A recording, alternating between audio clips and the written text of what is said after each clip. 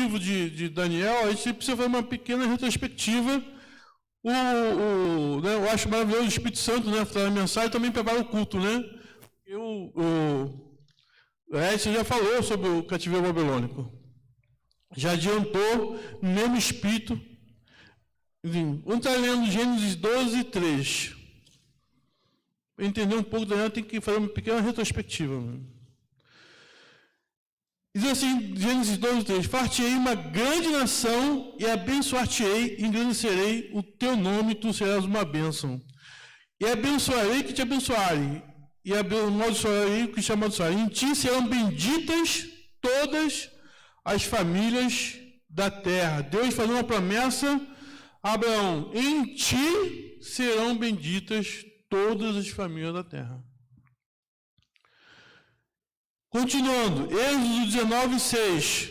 Deus falando com Moisés: e vós sereis um reino sacerdotal e povo santo. Estas são as palavras que falarás aos filhos de Israel. Deus fala uma promessa para Abraão. Ele não tinha nenhum filho ainda. Não tinha nem pensado em ter filho, nem tinha a possibilidade de ter um filho. E Deus falou: em ti serão benditas todas as famílias da terra. Aí ele falou assim: em ti, né, vocês não serão apenas abençoados. Através de ti, todas as famílias da terra serão abençoadas. O próprio Paulo vai falando, né, que nós fomos enxertados na promessa de Abraão.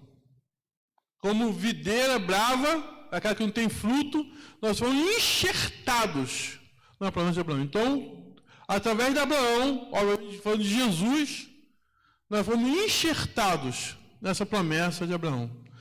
Moisés, o católico tem algo interessante, que tem um termo chamado História da Salvação.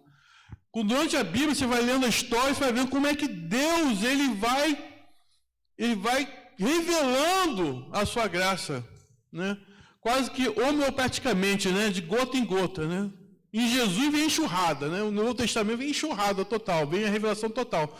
Mas Deus vai revelando, dando a história, a sua vontade, conforme o entendimento do seu povo, obviamente. Não adianta, né? O próprio Jesus falou: tem coisas que eu não posso falar para vocês que você não tem como suportar. E Jesus está falando do Espírito Santo. Você não tem o Espírito Santo ainda, você não tem a mente, a sua mente não está preparada ainda. Só através do Espírito Santo vocês vão entender. Mas agora você não tem como suportar. Mas terá um momento que vocês entenderão. E quando chega em Moisés, ele fala assim: e vós sereis um sacerdotal. Olha só, eu não quero um sacerdote. Eu não quero que vocês tenham um intercessor. Na verdade, eu quero que todos vocês sejam um sacerdote, um reino sacerdotal. Toda Israel seja um reino sacerdotal. É até interessante que Moisés estava estressado. Aí, se não me engano, aí Deus mandou vir 70 homens, né? A unção que está sobre Moisés, eu vou dividir entre os homens, para que ele divida a responsabilidade sobre esses homens.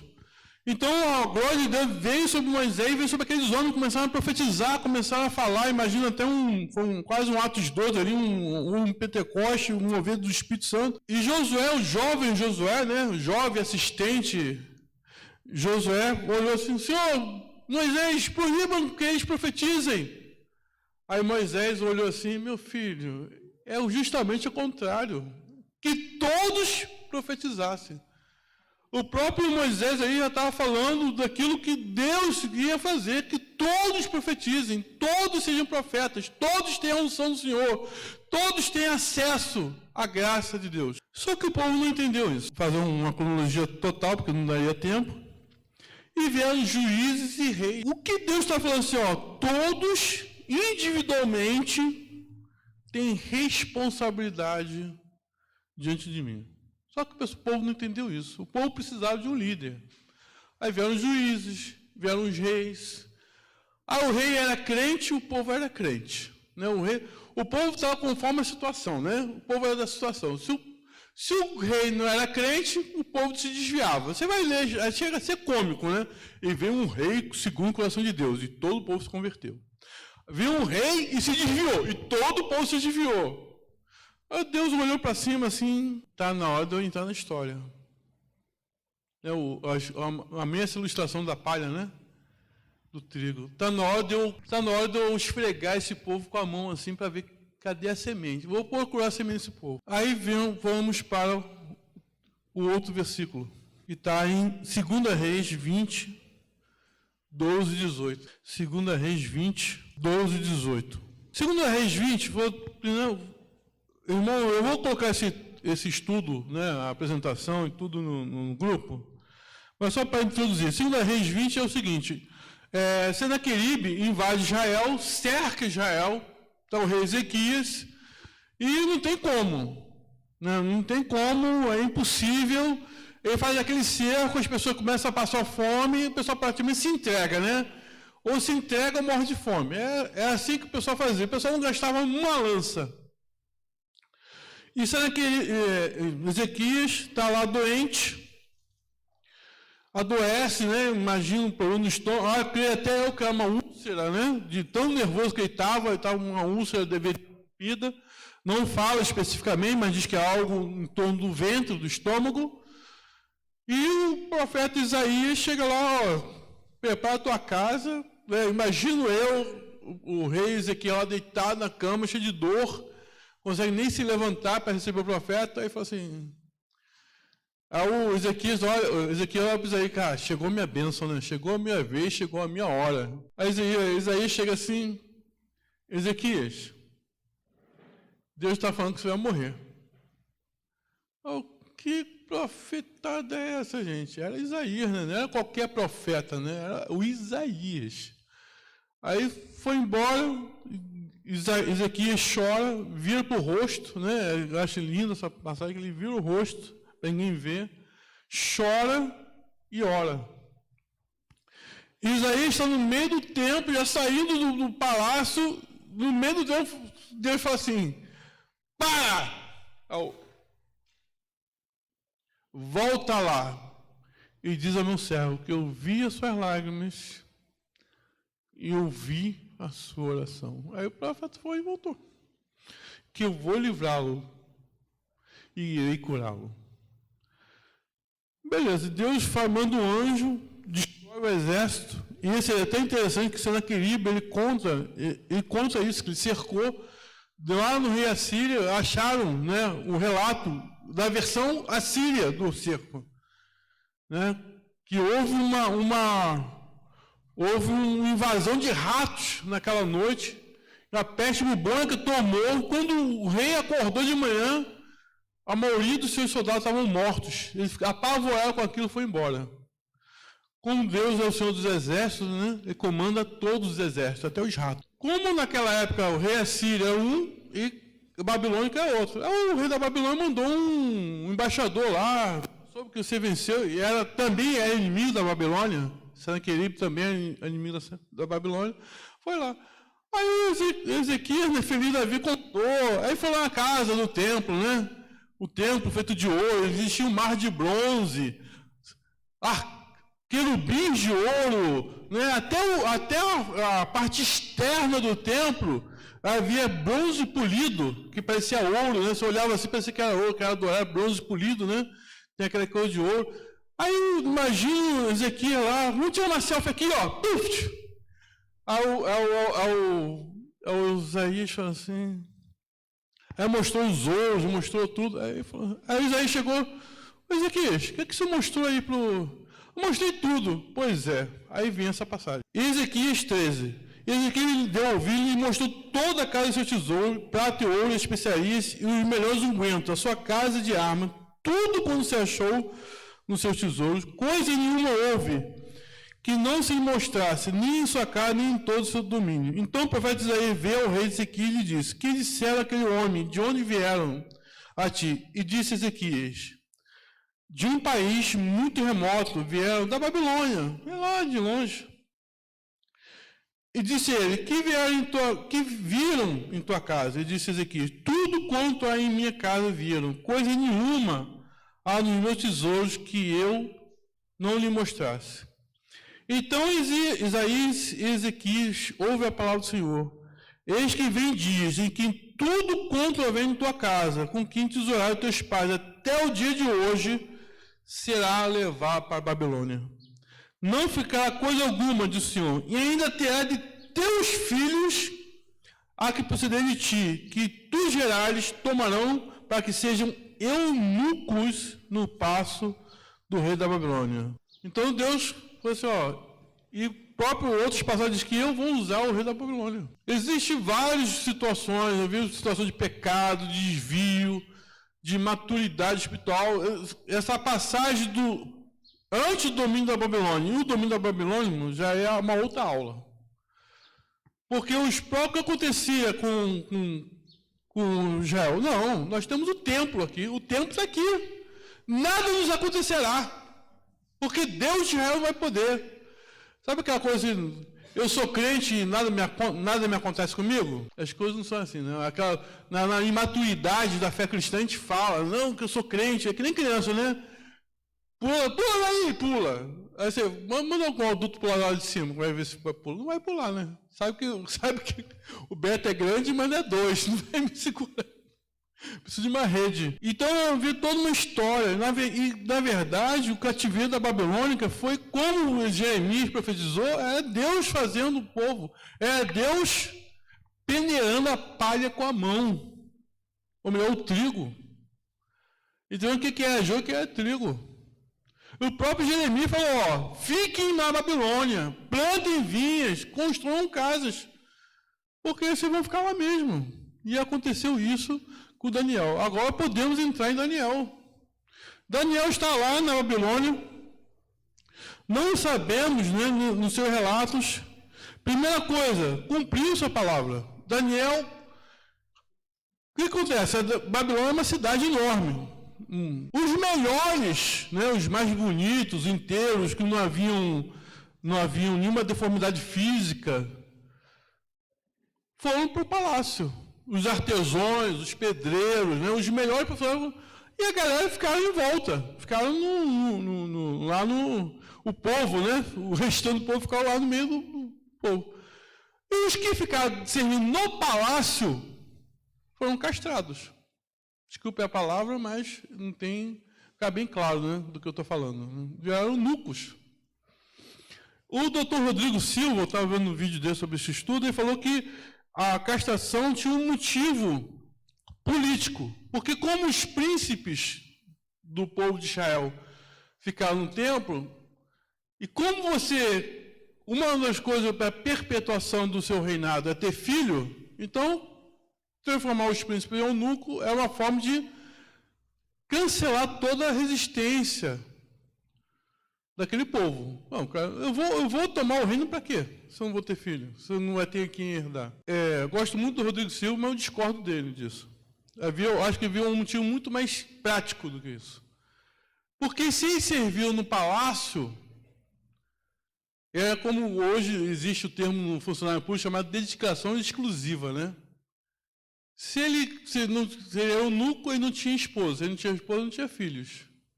Então ele estava 100%, full time, em dedicação ao reino. Simples assim. Engraçado que eu falei isso para estava passando novela, né? Aquela novela na Record sobre a Babilônia e tal. Aí eu falei para o irmão lá, falando discipulado na igreja, falei assim, não, porque a gente não ora, né? Que Daniel orava 3 vezes por dia, mas também a gente não era Daniel. Aí eu falei assim, pastor, por que não somos Daniel? Porque você não é eunuco, né, filho? Vá orar 3 vezes em dia em casa com uma criança pulando suas costas. Quando uma mulher fala assim, joga o lixo lá fora. Está pingando ali. Não tem como. Você vai desenvolvendo a sua vida de oração dentro das condições que você tem. Simples assim. Daniel era eunuco. Irmãos, e Daniel continua. Agora estou no mesmo livro do Daniel. Eu não vou ler, irmão, para ganharmos tempo. Estou controlando a hora aqui. Daniel ele tem uma construção muito curiosa. Daniel ele tem uma parte que ele relata as suas histórias dentro do governo da Babilônica. Entendendo que o governo da Babilônia houve vários reis, inclusive que não eram caldeus, né? Houve um golpe no meio da vida de Daniel e mudou o reino de caldeu e virou persa. E o Daniel continuou lá. ele vai falando, né? Segundo no próprio livro de Daniel, ele vai falando que ele passou pelo governo de Nabucodonosor, passou Beltesazar, se não me engano, que é o filho de Nabucodonosor, passou pelo Dari e passou pelo Ciro.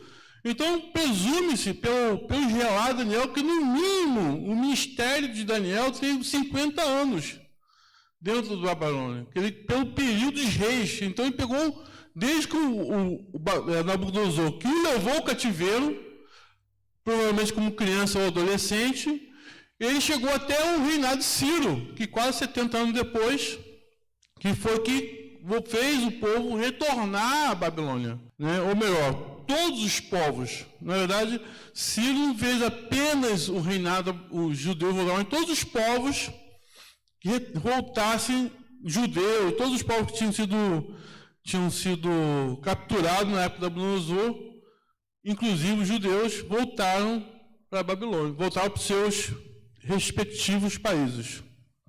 Então, o ministério de Daniel tinha mais de 50 anos.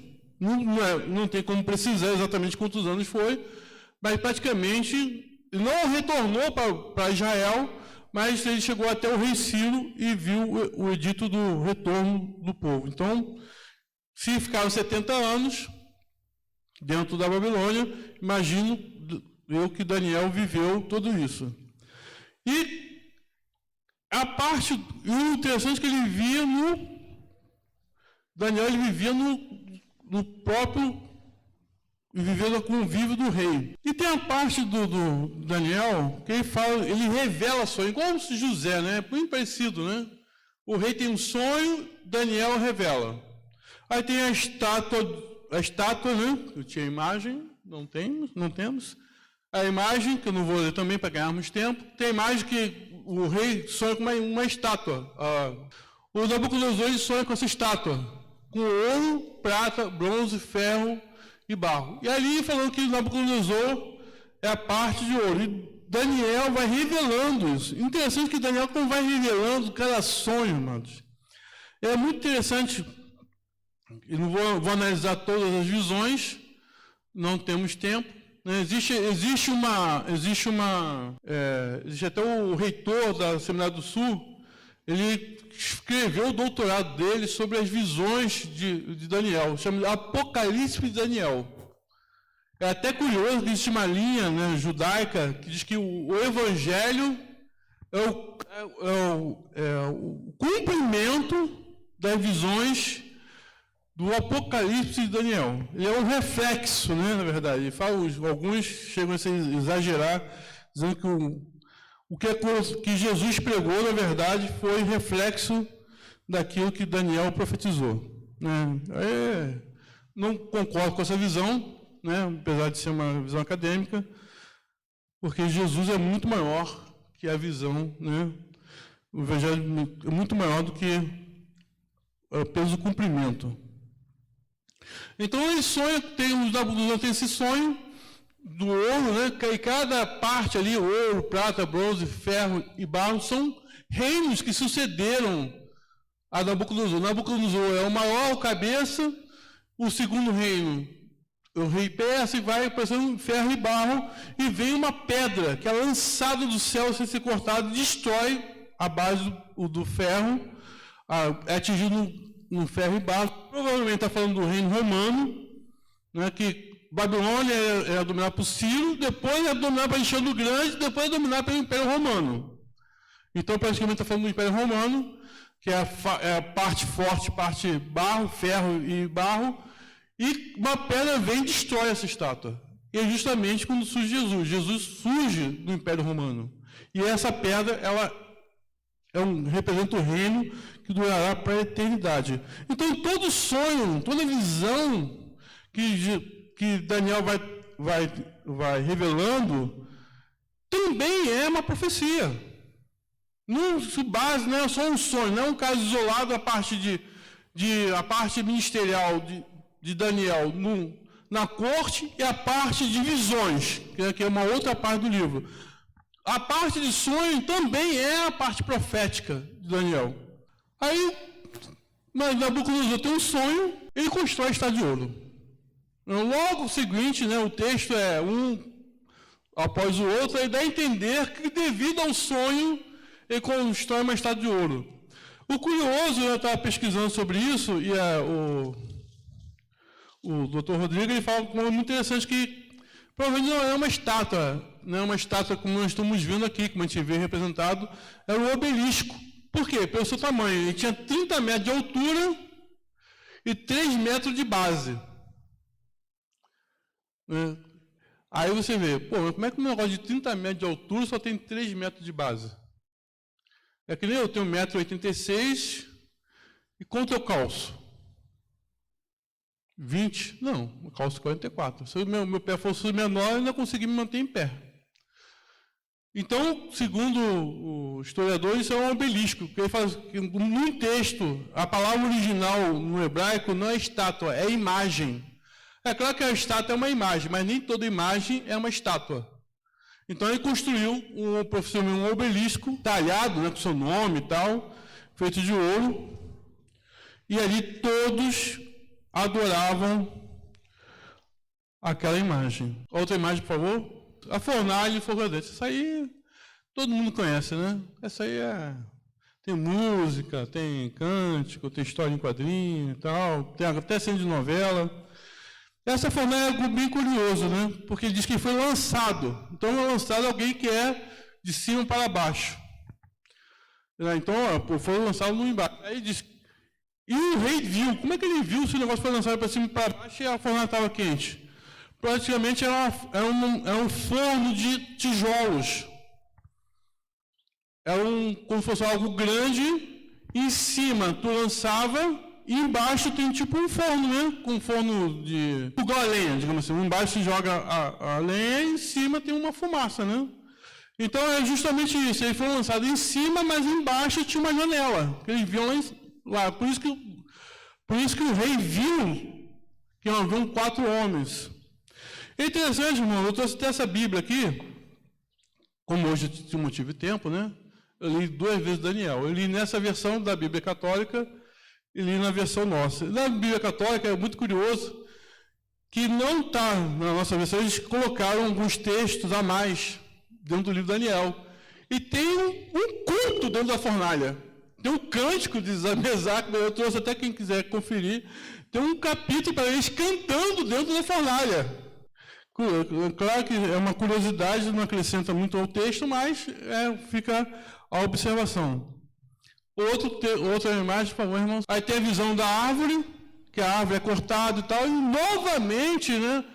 Isso tem a ver com a história do Nabucodonosor. A outra imagem, por favor, irmãos. Que a árvore vai ser cortada, que ele vai comer capim, né? Alguns teve um ataque de licantropia, um ataque de loucura e tal. Mas outra vez, a visão era para Nabucodonosor, mas falava da glória de Deus, da soberania de Deus sobre a vida de Nabucodonosor. Essa é a outra profecia que o rei Beltesazar, ele pega os artefatos lá do templo e vê a mão escrita e começa os seus joelhos. Tem que engraçado que os seus joelhos tremem, né? Mostra lá os seus joelhos batem um no outro, de tão apavorado que ele fica, e chama Daniel, e Daniel revela a revelação, o seu reino foi contado, foi medido, foi cortado essa noite e tal. E naquela noite, a cidade de Babilônia foi invadida, e no meio do salão o rei foi tomado. É até interessante que eu estava estudando essa parte, quando os invasores entraram, o rei é tão ruim que o povo aplaudiu os invasores, fomos libertos. Foi quase uma procissão, finalmente, o pessoal, só foi lá, tomou o rei, tomaram o governo sem derramar pouco sangue. Eu amo essa imagem, né? Eu fiquei procurando essa imagem, que mostra, eu gosto da imagem, porque essa imagem mostra, obviamente que é uma inspiração, não é uma selfie de Daniel no Colo dos Leões, obviamente, mas mostra Daniel velho, bem velho, né? E os leões ao seu redor, né? Lembrando até aquela passagem, né? Como um leão ao nosso redor, tentando tragar aqueles que eram breves, e tem um anjo ali. Onde está o anjo, irmãos? Ao redor de Daniel. Obviamente, ninguém está vendo, mas os leões viram. Próximo, por favor. E aí fala sobre as imagens dos animais, que por favor, nas imagens, vai falando sobre os 4 animais viventes e tal. E todos esses animais são fruto da mitologia babilônica. Porque Deus ele mostra as coisas do jeito que você entende. E através do que você entende, ele vai revelando o seu futuro. O profeta Natan vai confrontar Davi, eu até falei isso da outra vez, ele fala do pastor, não, tinha um pastor, tinha uma ovelha e tal, porque ele tinha que falar uma coisa que o Davi entendesse. Jesus vai falando sobre pastor, sobre semeadura, ele vai falando de coisas normais do dia a dia. Na verdade, não é só um ato de retórica. Ele está falando, o que você entende? A partir daquilo que você entende, Jesus vai começando a puxar o fio da meada. Então, todas essas esculturas de animais, de leão com asas, eram parte da mitologia babilônica, na qual Deus usou para revelar coisas profundas, além da cultura, né? A cultura é um instrumento do Senhor para Deus revelar algo muito mais profundo, muito mais espiritual, além da cultura. Próxima imagem, por favor. Jesus no livro de Daniel. Eu não vou ler o texto, eu vou colocar isso lá no grupo. Que Daniel 2, 4, 4 e 4, 5 é capaz da pedra, que é lançada, né, que é o reino que durará para toda a eternidade. O 3:25 é o quarto homem da fornalha. O outro texto, 7, 13 e 14, é o filho do homem. Aí você, mas filho do homem, todo mundo é filho de Deus. Mas dizer na cultura judaica, dentro da religião, fala que é filho de Deus é dizer que é igual a Deus. Todo mundo é filho de Deus. Não. Ser filho de Deus é ser igual a Deus. E o próprio Jesus fala em Mateus 8:20 que o filho do homem vai usando o mesmo termo que é usado em Daniel. E 9, 25 e 26, isso aqui fala com muito curioso, irmãos. Porque fala... Estou procurando água, tem álcool aqui. Aí fala algo preciso. Porque aqui fala sobre a destruição do templo e a reconstrução do templo. Perdão. Fala da construção e da nova destruição do templo. E fala que o Messias vai surgir entre uma e outro. A reconstrução do templo, isso aqui é até um texto usado para evangelizar judeu. Porque se é judeu, você não pode usar o Novo Testamento, eles não consideram. Então, usa o próprio texto que os judeus conhecem para falar de Jesus. Qual o texto que os judeus conhecem? Esse aqui. Quando o templo foi construído? Na época de Esdras e Neemias. Ou melhor, a cidade, né? Que Zorobabel construiu o templo. Esdras e Neemias construiu a muralha em torno da cidade. Quando foi construído? Zorobabel e Neemias, né? Vamos colocar logo os três. E Neemias, Esdras, houve a reconstrução religiosa, enquanto Neemias teve a reconstrução da engenharia. Quando foi? Todo mundo sabe. Quando o templo foi destruído de novo? No ano 70. Então tem a reconstrução e a destruição e surgiu o Messias. Está claro no texto, não tem dúvida sobre isso. E quem é o Messias? Enfim, aí não tem como diz o ditado, contra fato, não há argumento. Acho que imagino eu que que eles devem usar para contra-argumentar isso. Essa é a Babilônia. É interessante que a Babilônia, aqui você vê essa Babilônia é uma cidade magnífica, enorme, e tem uma curiosidade, eu estava pesquisando que a Babilônia foi descoberta, a cidade real, né? Ela foi descoberta há 100 e poucos anos atrás. Anos antes, séculos antes, os arqueólogos falaram que Babilônia, na verdade, é uma pequena vila perdida, né? Essa cidade suntuosa, porque ele dizia que ela ficava no rio Eufrates. O rio Eufrates cortava a Babilônia. Aí aconteceu, os arqueólogos andavam o rio Eufrates todinho, cadê a Babilônia? Nada. Aí os beduínos falaram assim, não estava para o monte, Babilônia. Tá. Esse cara analfabeto sabe Babilônia? Aí andavam o rio Eufrates de cima para baixo, cadê a Babilônia? Nada. Se a Eufrates passar pela Babilônia, não tem Babilônia. O arqueólogo, né, sempre muda, né? Cada pessoa muda a visão, né? Eu fui olhar, aí eu ia para a casa dos beduínos, uma casa bem simples, né? Só que eu olhei assim, a casa era feita de tijolo queimado. Tijolo queimado? Como é que esse cara queimar? Porque para queimar tijolo precisa de um forno, né? Precisa de um forno grande, 5.000 graus de temperatura e tal. Mas não, eu fui na Babilônia. O que os beduínos faziam? Iam lá na Babilônia, cavavam, pegavam os tijolos dos muros da Babilônia e construíam suas casas. Aí os caras estavam falando o tempo todo que a Babilônia era ali, a gente não acreditava. Eles foram lá no monte, escavaram, descobriram a cidade inteira. Está sendo escavada até hoje, né? Algumas partes foram levadas para outros países. E foi descoberta a Babilônia. Outra imagem, por favor. Esse é o Império Romano. O que tem a ver o Império Romano com a Babilônia? Tudo. Porque 1 Pedro diz assim: a vossa colheita em Babilônia saúda em meu filho Marcos. 1 Pedro 5,13. E na sua testa estava escrito o nome e mistério, a grande Babilônia, a mãe das prostituições e abominações da terra. Apocalipse 17:5. Babilônia, amados, num estudo bíblico, numa pregação, ela não faz sentido se eu não falar ao meu coração, ao meu dia a dia, trouxer uma exortação, trouxer um crescimento, um consolo, um conforto. O que é a Babilônia hoje? Babilônia hoje é todo o sistema que não reconhece Deus como Senhor. É isso.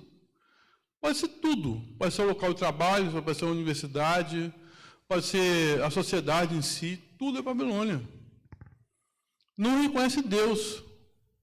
Ontem eu estava até conversando com um colega assim, não, que eu preciso de uma esposa para me levar para a igreja. Meu filho, isso chama-se Espírito Santo. Aquilo que nos ajuda a caminhar no Evangelho é o Espírito Santo. Você precisa de uma mulher para isso. Você precisa de uma esposa para outros motivos. E é bom estar casado.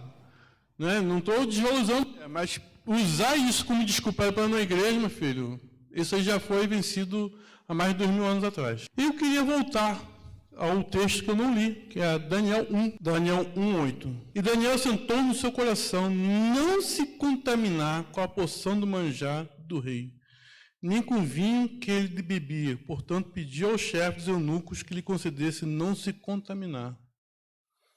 9. Ora, Deus a Daniel graça e misericórdia do chefe dos eunucos. Amados, como é que você vive? Existe dentro da religião, existe vários pensadores, várias linhas teológicas. Eu penso na teologia, não é time de futebol, Meu time é melhor do que o seu.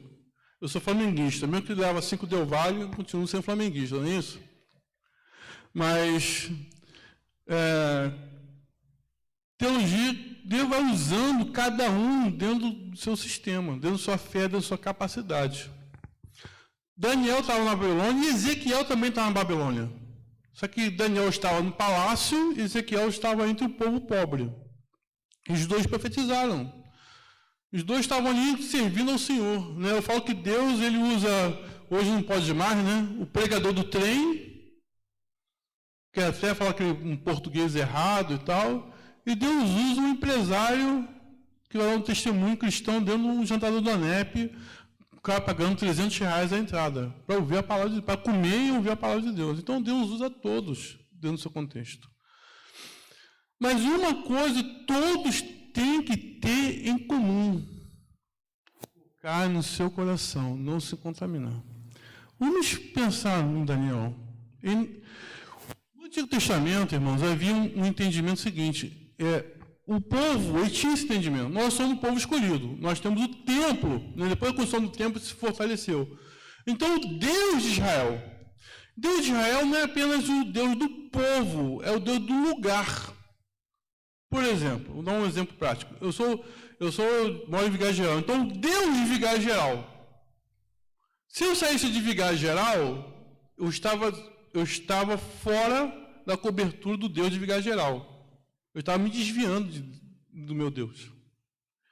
Então, Deus, eles entendiam que o Deus de Israel é o Deus daquele lugar de Israel. Eles tinham esse entendimento. Tanto que você vai ver no Antigo Testamento que conforme eles estão tendo revelações, eles levantam um monte. Aqui Deus me revelou alguma coisa. Eles levantavam um monte e derramavam óleo. Porque a sua experiência religiosa, espiritual, estava ligada ao lugar. Entenderam?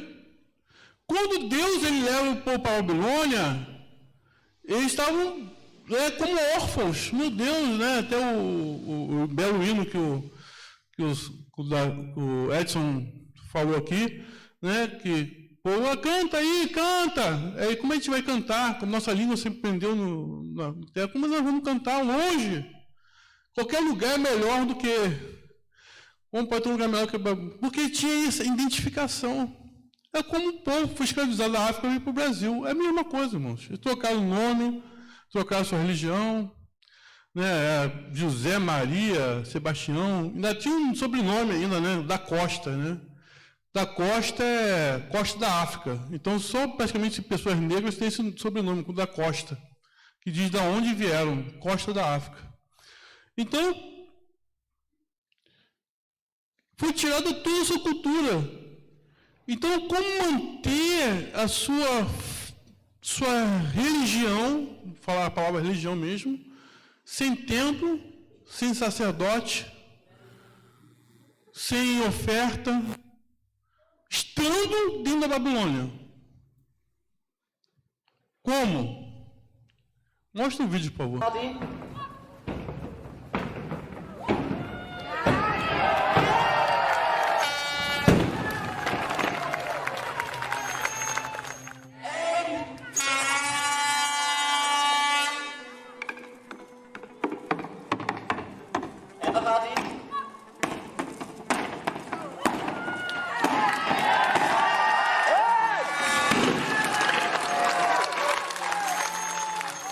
Você, pô, está falando de Daniel mostrando o negócio de dominó? Que coisa de maluca é essa, né? Que coisa de doido.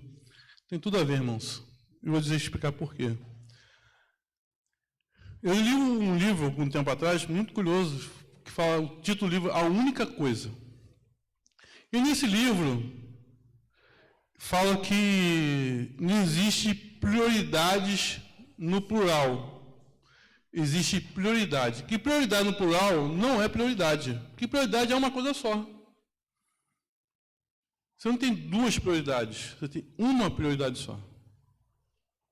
E o livro vai contando que é através de uma prioridade, outras coisas vão desencadeando. E ele fala sobre a situação do dominó. Ele dá exemplo. Que o cara pegar um dominó pequenininho e dar um peteleco nele, e a cada peça for maior em tamanho em dobro, ele pode derrubar, tem gente até no Google, se você procurar, você vai ver simulações, o cara derrubando a Torre Eiffel, derrubando a Estátua da Liberdade e tal, com um peteleco só, porque um dominó vai derrubando o outro, vai derrubando o outro, vai derrubando o outro, vai derrubando o outro, vai crescendo, vai crescendo, vai crescendo, vai crescendo. Tem uma vez que eu falei, fulano, aquela pessoa que você conheceu, virou pastor, assim, poxa, aí a pessoa virou para si, o Beto falou que você virou pastor e tal. Eu me alegrei, mas não me surpreendi, porque você já era crente antes. Você já tinha uma vida cristã antes. Porque quando você intenta no seu coração, todas as outras coisas se movem. Naturalmente. Quando você entende no seu coração que você é crente, que você é Deus, que Deus está contigo, Deus é contigo, e que a sua prioridade, não a prioridade desse, é adorar ao Senhor, independente de qualquer circunstância, as outras peças vão caindo automaticamente, normalmente. Agora imagine eu pegar a maior peça e você tentando empurrar lá. A vergonha que tu vai passar. É isso que a religião às vezes faz conosco, irmãos. Troca as prioridades. Quando a gente vai falar de missões, né, Cristiane? Fala, não, irmão, eu tenho um projeto de ir lá falar de dinheiro. Não, irmão, eu falo sobre adoração. Se você não tiver o coração, para missões ou qualquer outro sendo oferta, né? Tem até um rapaz que eu falei assim, não, Beto, eu até comentei sobre ele aqui, né? Ele falou, não, eu paguei a igreja. Você pagou o quê? Não, que eu falei sobre dízimo com ele, né? Ele falou assim, você fez o quê? Eu paguei a igreja. Não, irmão, você não pagou a igreja. Não, desculpa, foi eu, não. Eu vou te explicar de novo. Que a boca fala, o coração está cheio. Você falou isso porque você pensou isso. Então, eu vou te explicar porque você não pagou a igreja. Porque nós adoramos ao Senhor, adoramos a Deus com tudo que nós temos. Então, Daniel colocou no seu coração, não se contaminar. Isso, eu só fiz isso, eu não vou me contaminar. Eu estou em Israel.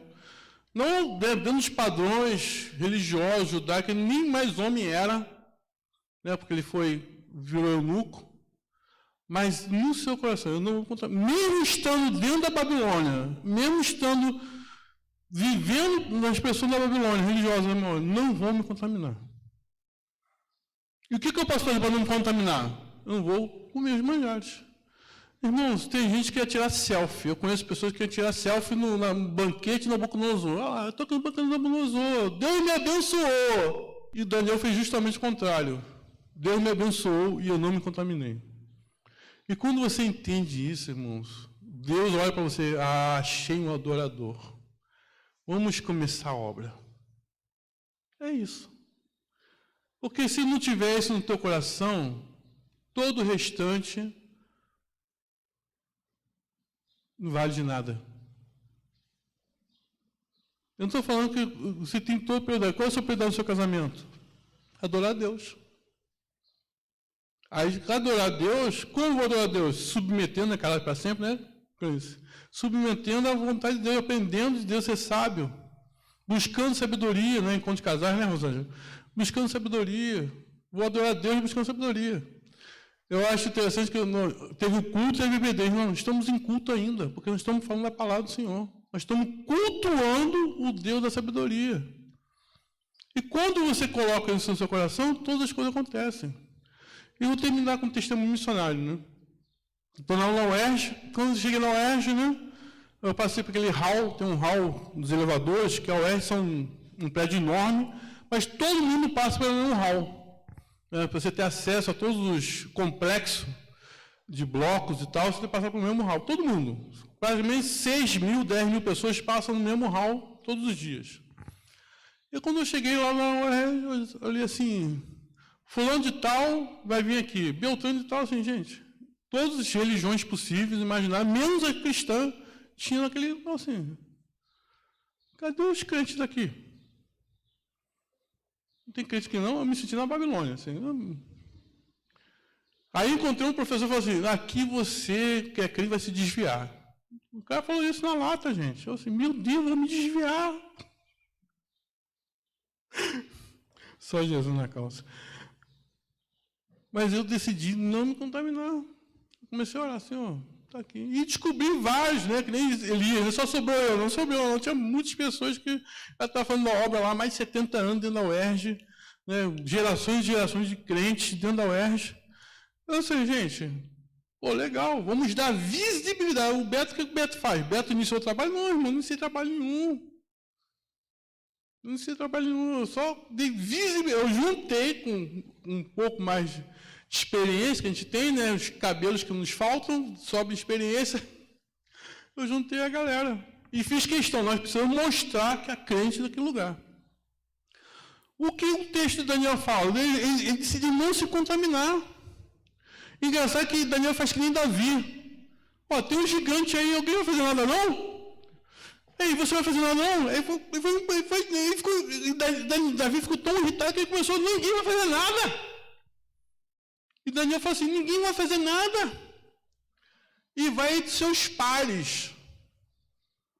Porque Daniel não estava sozinho. Não era só ele, Cedraque, Mesaque e Abednego, irmãos. Havia uma lista enorme. Não haviam só 4 crentes, ou 4 judeus exilados dentro da corte de Nabucodonosor. Haviam muito mais. Mas destes, só 4 decidiram acompanhar. 3, né, na verdade. 3, mas Daniel 4, decidiram acompanhar. E com esses 4...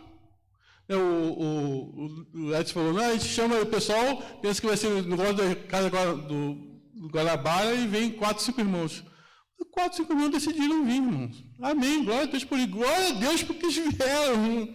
Aqueles que não vieram, amém. Cada um sabe de si.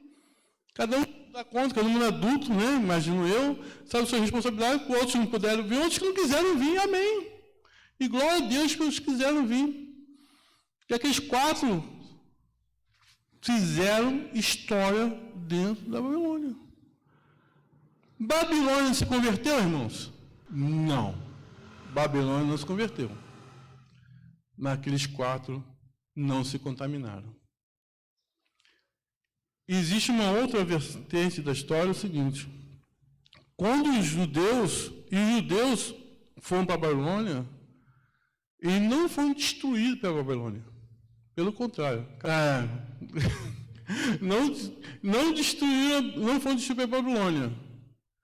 Pelo contrário, o povo judeu, ele prosperou da Babilônia, cresceu. Eu falo que o Egito foi o berçário do povo judeu e a Babilônia foi a faculdade. É um povo rural que virou internacional. Inclusive, existem dados históricos que uma família judia abriu um banco dentro da Babilônia. Havia um banco judeu dentro da Babilônia, que eram ricos, milionários. Depois de várias gerações daquele banco. Então, irmãos, quando você está na presença do Senhor, onde você está, independente do sistema que tiver, quando você decide no seu coração adorar a Deus, irmãos, você não se contamina e Deus te dá a graça para ser o agente de transformação do lugar. Amém? Pai, muito obrigado pela essa aula, Senhor Deus, por esse culto. Começou às 9 e está terminando aqui, Senhor. Ontem o Espírito falou através do pregador, através da lição, Senhor Deus, por tudo que foi feito. Os teus servos te louvaram com seus lábios, te louvaram através das ofertas. Deus guarda, Senhor Deus, abençoa os aniversariantes, abençoa a irmã Fabiana, o pastor Anderson, que não está na igreja, mas, Senhor, abençoa esse final de semana, Deus. Abençoa a todos nós, guarda, Senhor, livra-nos do mal.